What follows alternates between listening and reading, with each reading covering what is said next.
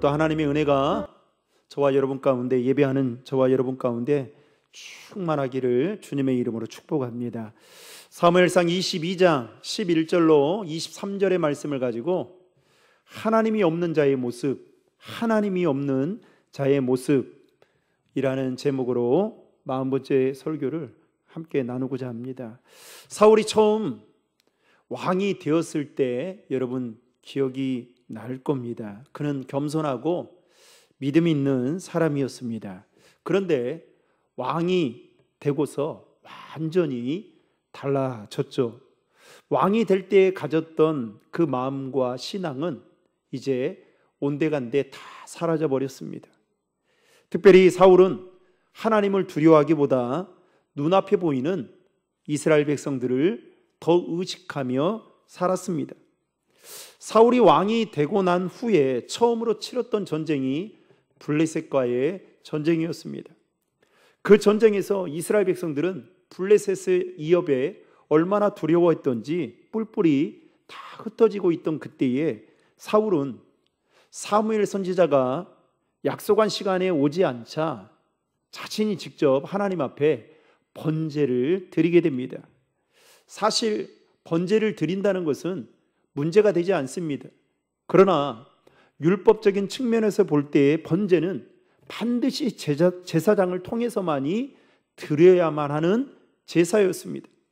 그런데 사울은 자신이 제사장이 아닌데도 불구하고 이스라엘 백성들이 이제 제각기 뿔뿔이 흩어지고 그 민심을 생각했던 나머지 번제를 드려야겠다라고 마음을 먹고 그는 번제를 드렸는데 그것이 율법을 어기는 것이었고 그리고 하나님을 경외하지 않는 자의 모습이었기 때문에 그것이야말로 큰 문제가 되었던 것입니다. 더 결정적인 것은 아말렉과의 전쟁 때에 일어났습니다. 하나님께서 사울에게 아말렉과의 전쟁하러 가는 사울에게 아말렉의 모든 것을 진멸하라고 분명하게 말씀하셨습니다. 그런데 사울은 아말렉과의 전쟁에서 승리하고 난 후 자신이 보기에 가장 좋은 것과 기름진 것 등을 남기고 그리고 자신의 눈에 볼 때에 가치 없고 하찮은 것들은 진멸했습니다. 성경은 사울의 이러한 태도에 대해서 다분히 의도적인 만큼 좋지 않았다라는 이것을 어떻게 표현하고 있냐면 즐겨하지 않았다라는 말로 대신하고 있습니다. 그런 상황에서 사울은 사무엘 선지자가 오니까 내가 여호와의 명령대로 행했다라고 거짓말을 합니다. 그러자 사무엘 선지자는 사울 왕에게 왜 좋은 것은 남겨두고 하찮은 것은 죽였느냐라고 되묻자 자신은 하나님의 말씀대로 순종하려고 했지만 이스라엘 백성들이 좋은 것을 가지고 와서 그리고 그것을 하나님께 제사하는데 사용하려고 한다며 이스라엘 백성들을 거론하며 핑계 아닌 핑계를 댑니다. 결국 사울 왕은 이 일로 인해서 사무엘 선지자로부터 책망을 받게 되죠. 사울은 자신이 잘못을 했음에도 잘못한 것을 인정했음에도 불구하고 이스라엘 백성들 앞에서 자신을 높여달라고 부탁을 합니다. 그 정도로 사울은 이스라엘 백성들의 시선을 의식했습니다. 그만큼 사울은 이스라엘 백성들의 시선을 지나치게 의식하면서도 반대로 하나님의 시선은 그다지 크게 의식하지 않고 살았던, 즉 그의 삶을 보면 마치 하나님이 없는 모습처럼 그는 삶을 살았습니다. 하나님을 떠난 믿음 없는 사람의 모습을 사울을 통해 그대로 보여주고 있습니다. 여러분, 믿음 있는 사람은 마음속에 하나님을 의식하며 살아갑니다. 반대로 믿음이 없는 사람은 하나님보다 세상과 주변의 사람들을 더 의식하며 살아갑니다. 그러다 보니 믿음이 없는 사람들에게는 세상이라는 것이 자신들에게 큰 두려움의 존재로만 느껴질 때가 있습니다. 독일의 경건주의 신학자였던 벵겔은 이런 말을 했습니다. 하나님만 두려워하는 사람은 하나님이 아닌 것에 대해서 아무것도 두려워하지 않는다. 하지만 하나님을 두려워하지 않는 사람은 하나님 외에 모든 것을 두려워하게 된다라고 말했습니다. 사랑하는 성도 여러분, 하나님을 두려워하는 사람은 세상이 결코 두렵지 않습니다. 그러나 하나님을 떠난 사람은 세상이 그들에게 두려움의 대상이 된다라는 것입니다. 오늘 본문에 보면 하나님을 두려워하지 않는 사울 왕에게는 하나님 두려운 존재가 한 명 있었습니다. 그 사람은 바로 우리가 계속 살펴보고 있는 다윗이었습니다. 다윗은 블레셋의 구책 장신이었던 골리앗과의 싸움에서 이기고 난 후에 사울 왕의 마음에 다윗이 두려운 존재로 느껴지기 시작했습니다. 그때부터 사울 왕은 다윗을 상당히 의식하기 시작했죠. 여러분, 객관적으로 보면 사울이 다윗을 두려워할 이유가 전혀 없었습니다. 왜냐하면 당시에 사울은 왕이었고 다윗은 평범한 목동에 불과했던 자였죠. 게다가 사울은 왕으로서 남들이 갖지 못할 엄청난 권력과 힘을 가지고 있었습니다. 게다가 그 밑에는 수하의 많은 부하들을 거느리고 있었습니다. 그런데 다윗은 그에 비하면 아무것도 가진 것이 없었던 자였죠. 그런데도 불구하고 사울 왕은 다윗을 너무나도 의식한 나머지 그를 두려워했고, 그래서 어떻게든 다윗을 제거하려고 안간힘을 썼습니다. 특별히 오늘 본문에서도 그런 사울 왕의 모습을 그대로 보여주고 있는 것을 볼 수가 있습니다. 다윗은 자신을 죽이려고 한 사울 왕을 피해 노브로 도망갑니다. 그리고 거기에서 아히멜렉 제사장에게 찾아가 거짓말을 하면서 도움을 받게 됩니다. 그러나 이 모든 광경을 사울의 신복이었던 도액이 지켜보았고, 그리고 급기야 이 사실을 사울 왕에게 말합니다. 사울 왕이 도액을 통해 이 보고를 받자마자 아히멜렉을 비롯한 그 땅에 살고 있던 제사장들을 모두 불러들입니다. 그리고 아히멜렉 제사장에게 왜 다윗을 도와주었느냐라고 묻습니다. 그러자 오늘 본문에 보면 아히멜렉은 이 사울 왕에게 이와 같은 말을 합니다. 여러분 14절의 말씀을 다 함께 읽겠습니다. 아히멜렉이 왕에게 대답하여 이르되 왕의 모든 신하 중에 다윗같이 충실한 자가 누구인지요? 그는 왕의 사위도 되고 왕의 호위대장도 되고 왕실에서 존귀한 자가 아니니까. 아멘. 아히멜렉이 볼 때에는 다윗은 사울 왕의 사위일 뿐만 아니라 충신이고 그리고 왕실에서 존귀한 자이기에 도와준 것이 당연한 일이다라고 생각하며 도왔다라고 말을 합니다.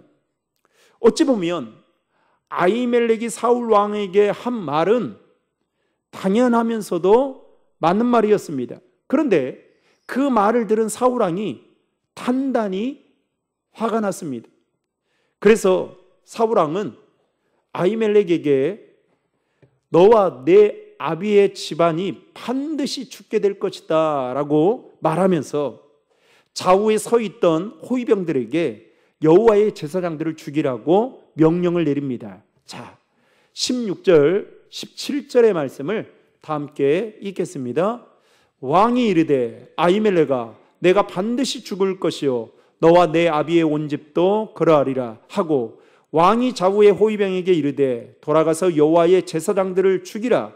그들도 다윗과 합력하였고 또 그들이 다윗이 도망한 것을 알고도 내게 알리지 아니하였음이니라 하나 왕의 신하들이 손을 들어 여호와의 제사장들 죽이기를 싫어한지라.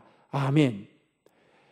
아히멜렉으로부터 이 말을 들었던 사울왕은 화가 나서 그뿐만 아니라 그 아비의 온 집안을 반드시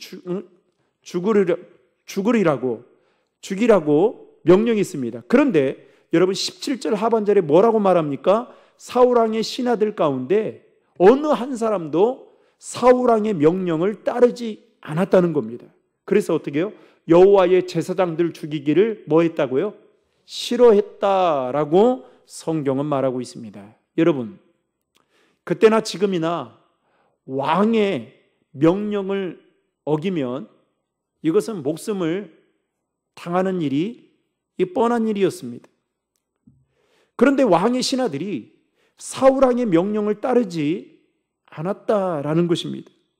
여러분, 이렇게 행동한다는 것은 결코 쉽지 않았을 것입니다. 그런데 그렇다면 왜 사울왕의 신하들은 지금 왕의 명령을 따르지 않는 걸까요? 세 가지로 생각해 볼 수 있습니다. 첫 번째는 그들이 하나님께서 세우신 제사장들이었기 때문이다라는 겁니다. 그들은 하나님께서 세운 제사장들이기 때문에 사울왕의 신하들은 어떻게 그들을 죽일 수 있겠느냐라는 생각을 가지고 왕의 명령을 따르지 않았던 것입니다. 두 번째는 사울왕의 신하들은 사울왕의 명령이 잘못된 것임을 알았기 때문입니다. 사울왕의 신하들이 볼 때에 당시 이 놉 땅에 살고 있던 제사장들이 죽임을 당할 만한 어떠한 죄를 지었다면 모를까? 그들이 봐도 전혀 지은 죄가 없을 뿐만 아니라 지금 왕이 그들을 죽이라고 하는 것은 분노와 독단적인 행동에 의해서 제사장들을 죽이려고 말하고 있다는 것을 사울왕의 신하들은 잘 알고 있었기 때문에 이 말에 불순종했습니다. 세 번째는 사울왕의 신하들은 제사장들은 하나님과 자신들과의 개혁적인 관계를 제사를 통해서 연결시켜주는 중요한 역할을 하는 사람들이기 때문에 왕의 명령에 불순종했다는 것입니다. 한마디로 제사장이 있어야만 자신들이 죄를 지었을 때에 하나님께 용서받을 수 있는 제사를 드리는 역할을 그들이 하기 때문에 그들을 죽일 수 없다라고 왕의 신하들은 생각했던 것입니다. 이처럼 사울왕의 신하들은 하나님을 두려워하는 마음을 가지고 있었을 뿐만 아니라 그 마음이 있었기에 사울왕의 명령을 따르지 않았던 것입니다. 그들은 왕의 명령을 거절하고 거부하는 순간 자신들의 목숨이 날아갈 수도, 파리 목숨처럼 될 수도 있는 그런 상황 속에 있었음에도 불구하고 하나님을 더 두려워했기 때문에 왕의 명령을 따르지 않았던 것입니다. 그런데 여러분, 놀랍게도 사울 왕에게는 하나님을 두려워하는 마음이 1도도 없었다는 것입니다. 그는 일말의 양심의 가책도 없이 자신이 싫어하는 일을 했다라는 그 이유만으로 놉 땅에 살고 있는 제사장들과 그리고 다윗을 도왔던 아히멜렉과 그 집안을 모조리 죽이라고 명령을 내렸던 것입니다.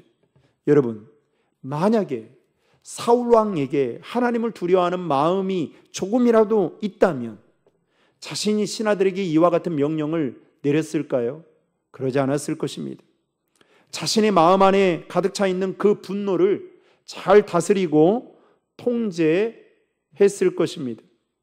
사울 왕은 하나님을 두려워하지 않았던 까닭에 도액을 시켜 아비멜렉 제사장을 포함한 놉 땅에 살고 있던 85명의 제사장들을 쳐서 죽이게 됩니다.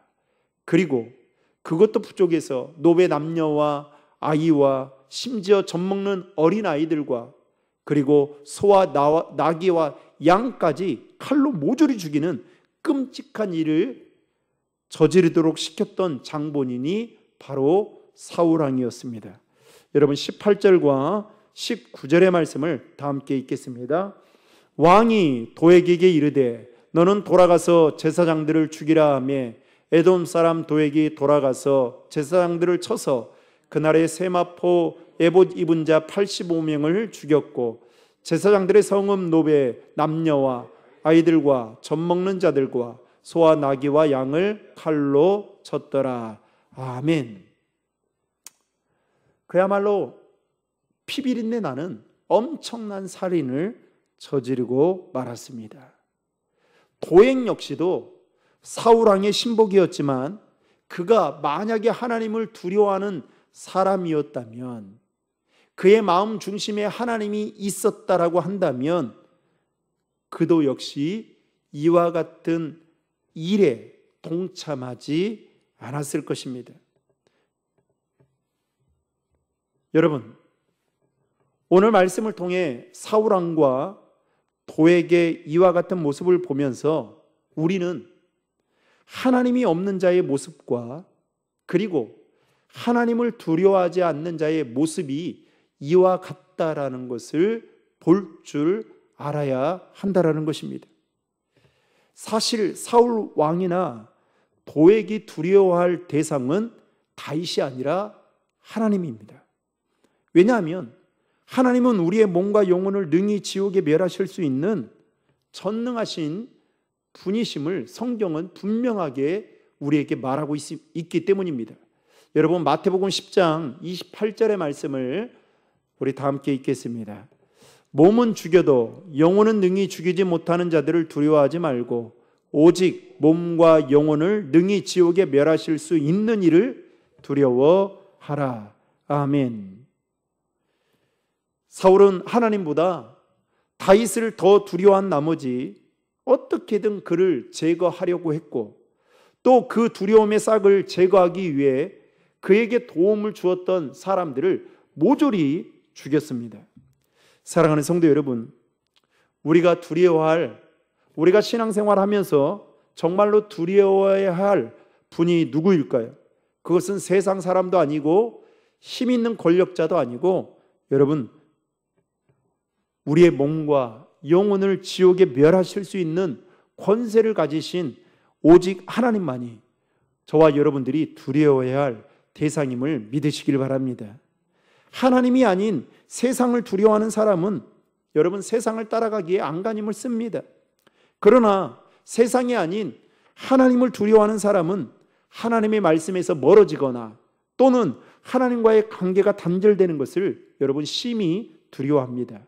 더 나아가서 내 안에 성령님이 함께하지 않으신다라는 생각 때문에 더 두려움을 느끼며 살아갑니다. 여러분, 우리 속담에 하룻강아지 멋 무서운 줄 모른다고요? 벗 무서운 줄 모른다라는 말이 있죠. 여기서 하룻강아지는 한 살배기 강아지를 말하는 거고 범은 호랑이를 뜻합니다. 이 말은 호랑이를 모르는 한 살배기 강아지가 겁없이 호랑이를 보고 마구 짖어댄다라는 뜻이에요. 즉 세상 물정 모르는 사람이 겁없이 감히 상대할 수 없는 사람에게 덤벼들거나 도저히 할 수 없는 일에 무턱대고 뛰어드는 것을 일컬어서 하룻강아지 벗 무서운 줄 모른다라고 말합니다.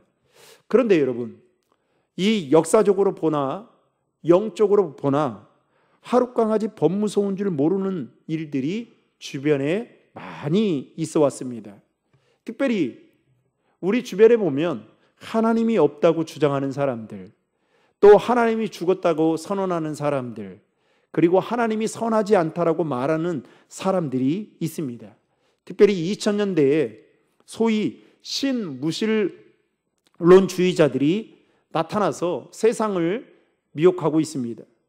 기존 무신론자들을 이론적으로 무장시키고 심지어 많은 그리스도인들의 믿음을 흔들어대고 있습니다. 특별히 신무신론주의자들 중에 대표 주자가 누구냐면 리차드 도킨슨이라는 사람입니다. 이 사람이 쓴 책 중에 화면에 띄워보시면 만들어진 신이라는 책을 이 리차드 도킨슨이 썼는데, 이 책은 우리나라에서 가장 주목을 많이 받았을 뿐만 아니라 수십만 권이 팔렸던 책입니다. 게다가 이 우리나라의 반기독교 정서가 맞물리게 되면서 그야말로 급기야 불티나게 팔렸던 책이 만들어진 신입니다. 그런데 이 책에 보면 도킨슨이 뭐라고 말을 하냐면 신에 대해서 이렇게 말합니다. 신에 대한 신앙은 망상이며 그것도 유해한 망상일 뿐이다. 그리고 과학이 신이 없음을 증명했으므로 믿음은 이제 일종의 정신병과 같은 것이다 라고 말했습니다. 도킨스는 신은 없는데 마치 어린아이들이 산타클로스를 믿는 것처럼 정신병자와 같은 신자들이 망상 속에서 신을 믿고 있을 뿐이다 라고 말을 했습니다. 여러분, 리차드 도킨슨이 쓴 이 책, 그리고 그가 이 책에서 말하고 있는 이 말을 통해 여러분, 우리는 정말 하나님이 없는 자, 그리고 하나님을 두려워하지 않는 자의 모습을 그대로 찾아볼 수 있습니다. 여러분,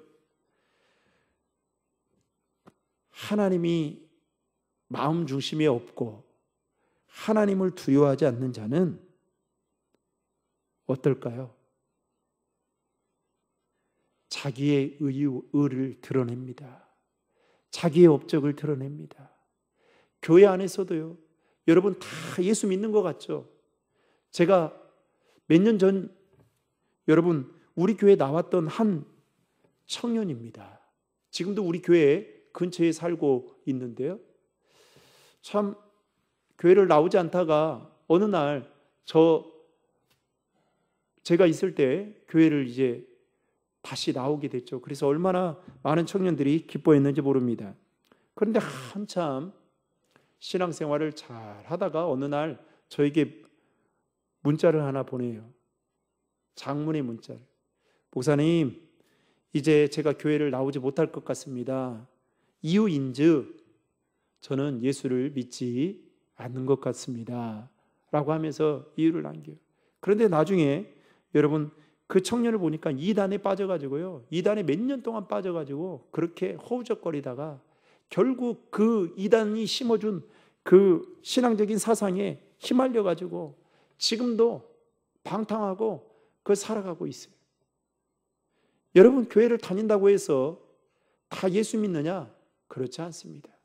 예수님의 마음 중심에 있느냐? 그렇지 않아요. 지금도 자기의 삶에 자기가 인생의 주인이 되어 살아가는 사람들이 있습니다. 자신의 삶의 그 핸들을 주님께 내어 맡기지 못하고 자신이 주인이 되어 그 핸들을 붙잡고 살아가는 사람들이 있어요.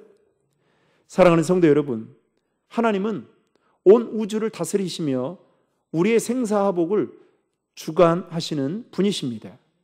그분은 그분의 권능과 거룩함 앞에서 인간은 그저 피조물에 불과할 뿐입니다.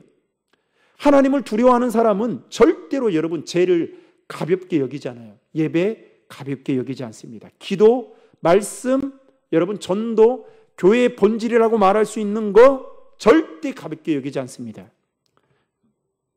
그리고 하나님을 두려워하는 마음이 여러분 가지고 있는 사람은 죄에서 멀어질 수밖에 없어요. 그리고 하나님을 더 의지하며 살아가게 합니다. 그런데 반대로 하나님을 두려워하지 않으면요, 죄를 죄로 여기지 않아요. 죄 짓는 것을 그렇게 중요하게 생각하지 않습니다. 적당하게 죄와 타협하며 살고요, 죄로부터 또 멀리 하지 않습니다. 사랑하는 성도 여러분, 바라기는 저와 여러분 모두가 사울왕이나 도액처럼 여러분 하나님을 두려워하지 않는 마음이 아니라 세상을 만드시고 주관하시고 심판하시는 그 하나님을 두려워하며 그 믿음으로 살아갈 수 있기를 주님의 이름으로 축복합니다. 그게 바로 하나님을 마음의 중심에 두는 사람의 삶의 모습인 것이죠. 사울왕의 명령에 도액은 제사장을 포함한 수많은 사람들과 짐승들을 죽일 때에 오늘 본문에 보면 아히멜렉 제사장의 아들 중에 하나인 아비아달이 가까스로 도망쳐 다윗에게 가게 됩니다. 그리고 사울왕이 행했던 그 모든 일들을 다윗에게 고하게 되죠. 여러분 20절과 21절의 말씀을 다 함께 읽겠습니다. 아히두베의 아들 아히멜렉 아들 중 하나가 피하였으니 그의 이름은 아비아달이라. 그가 도망하여 다윗에게로 가서 사울이 여호와의 제사장들 죽인 일을 다윗에게 알리매. 그 말을 듣자 다윗은 아비아달에게 뭐라고 이야기하냐면 이 모든 일이 다 자신의 탓이다라고 하며 두려워하는 아비아달을 위로하며 나에게 있으면 안전할 테니까 있으라고 말을 합니다. 여러분 23절의 말씀 다 함께 읽겠습니다. 두려워하지 말고 내게 있으라. 내 생명을 찾는 자가 내 생명도 찾는 자니 내가 나와 함께 있으면 안전하리라 하니라. 아멘.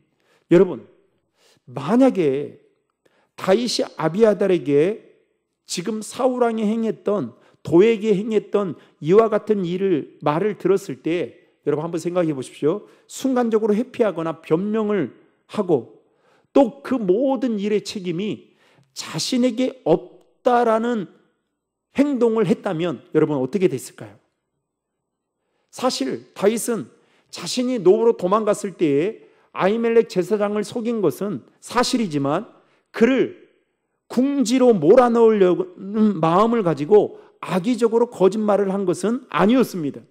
살기 위해서 거짓말을 했어요. 따라서 다윗은 이런 일을 당하여 자신의 책임을 모면하기 위해서라도 사울 왕을 얼마든지 비난할 수 있었을 것입니다. 그런데 그 가까스로 도망쳐온 아비아달에게 그 말을 듣고 다윗이 지금 어떻게 행동합니까? 변명하지 않아요. 이 모든 일이 누구 탓이라고 해요? 자신의 탓이다라고 하며 자신에게 책임이 있다라는 말을 합니다. 여러분 22절의 말씀 다 함께 읽겠습니다. 다윗이 아비아달에게 이르되 그날의 에돔 사람 도액이 거기 있기로 그가 반드시 사울에게 말할 줄 내가 알았노라. 내 아버지 집의 모든 사람 죽은 것이 나의 탓이로다. 아멘. 다윗은 어떠한 변명도 하지 않고 이 사건의 궁극적인 원인이 누구에게 있다고요? 자신에게 있다라는 것을 솔직하게 인정하고 뉘우치는 그 모습을 그대로 보여주고 있습니다. 여러분, 다윗의 모습을 통해서 우리가 볼 수 있는 것은 하나님을 마음 중심에 모시고 사는 자의 모습, 더 나아가서 하나님을 그가 얼마나 두려워하고 있는지에 대한 그 마음이 이 22절의 말씀을 통해 우리는 확인할 수 있습니다. 여러분, 하나님을 두려워하면요, 핑계대지 않아요. 하나님을 두려워하면 남 탓 아니면 환경 탓, 상황 탓을 하지 않습니다. 그런데 하나님을 마음 중심이 없으니까, 하나님을 의식하지 않으니까 자꾸만 육신 탓, 나이 탓, 아니면 거리 탓, 여러분 다 탓해요. 여러분, 그게 우리가 주님 앞에 서게 되는 그날, 여러분 이유가 될까요? 절대로 이유가 되지 않아요. 이유가 되지 않아요. 직분도 마찬가지입니다. 제가 하나님 앞에 서게 되는 날, 하나님, 그래도 제가 목사인데 이 정도는 했잖아요. 그러면서 저는 열심히 하려고 했는데 성도들이 따라주질 않고요. 그랬어요. 여러분, 그게 이해가 될까요? 이해해 줄까요? 절대 그렇지 않습니다. 다윗은 지금 이 모든 원인을 자신 탓이다라고 하면서 회개하고 있는 것을 보게 됩니다. 그리고 그 회개는 거기서 끝나는 것이 아니라 자신에게 피신해온 아비아달을 여러분 챙겨주는 모습으로 나타나고 있습니다. 그러니까 말만 그런 게 아니라 행동으로 보여주고 있는 거예요. 여러분, 회개라는 건 뭡니까? 돌아서는 거거든요. 내가 어떤 잘못을 했으면 두 번 다시 하지 않는 것이 회개예요. 그런데 우리는 어떻게 해요? 회개했는데도 계속 반복적으로 습관적으로 그 죄를 짓고 살아갑니다. 여러분, 만약에 다윗이 말로만 회개하고 자신에게 피신해온 아비아달로 인해 자신의 목숨이 더 이태롭다고 생각했다면 아마도 그를 집으로 빨리 되돌려 보냈을지도 모릅니다. 이처럼 우리는 오늘 말씀을 통해 사울왕과 다윗의 모습을 보면서 하나님이 있는 자와 없는 자, 하나님을 두려워하는 자와 두려워하지 않는 자, 하나님을 마음 중심에 모시는 자와 모시지 않는 자의 모습이 어떠한지를 우리는 대조적으로 살펴보고 있습니다. 자, 그렇다면 마지막으로 우리가 가져야 할 신앙의 자세는 무엇일까요?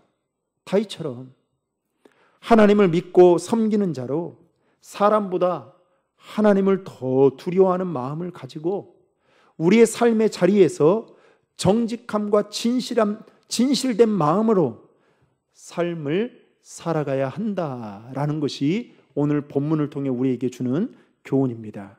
바라기는 저와 여러분 모두가 하나님을 믿고 섬기는 자로 사람보다 하나님을 더 두려워하고 그리고 하나님 앞에서 더 신실하고 진실된 그 믿음을 가지고 삶의 자리에서 그렇게 믿음으로 살아가는 우리 신도림 중앙의 모든 성도들이 되어 하나님께 기쁨을 드리는 저와 여러분 모두가 되시기를 주님의 이름으로 축원합니다.